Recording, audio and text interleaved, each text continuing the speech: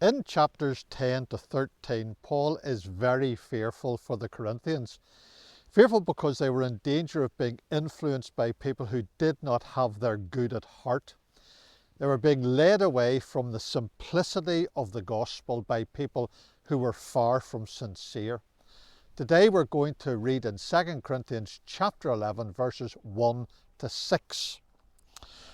Would to God ye could bear with me a little in my folly, and indeed bear with me. For I am jealous over you with godly jealousy, for I have espoused you to one husband, that I may present you as a chaste virgin to Christ. But I fear lest by any means, as the serpent beguiled Eve through his subtlety, so your mind should be corrupted from the simplicity that is in Christ. For if he that cometh preacheth another Jesus whom we have not preached, or if ye receive another Spirit which ye have not received, or another gospel which ye have not accepted, ye might well bear with him. For I suppose I was not a whit behind the very chiefest apostles. But though I be rude in speech, yet not in knowledge, but we have been truly made manifest among you in all things. When someone tries to swindle you, they will present themselves to you as a friend. That's the reason why so many people are taken in by fraudsters. They never introduce themselves with the words, I'm here to steal your money. That was the technique employed by the very chiefest apostles of verse 5. Paul was fearful lest by any means, as the serpent beguiled Eve through his subtlety, so your mind should be corrupted from the simplicity that is in Christ in verse 3. The Corinthians had been taken in by these men, and Paul wanted to shake them out of their stupor and to recognize that it was he rather than they who cared for their spiritual welfare. It was in fact he rather than they who had the true marks of apostleship.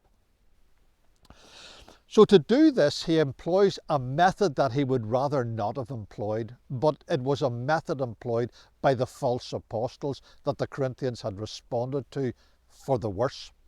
In this chapter, he will speak of those things that demonstrated the reality and genuineness of his apostolic ministry. In effect, he would sound as if he was boasting.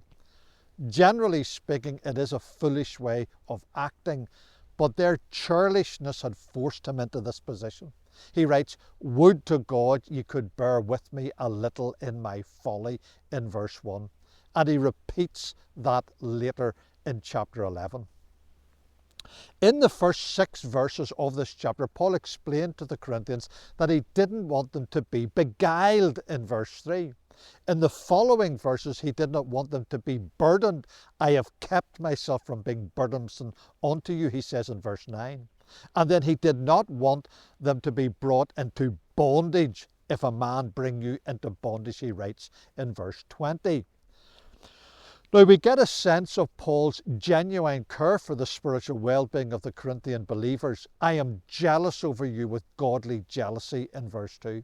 He was like the father of a bride who had promised his daughter in betrothal to a man and wanted to ensure that she remained pure until the day of the wedding.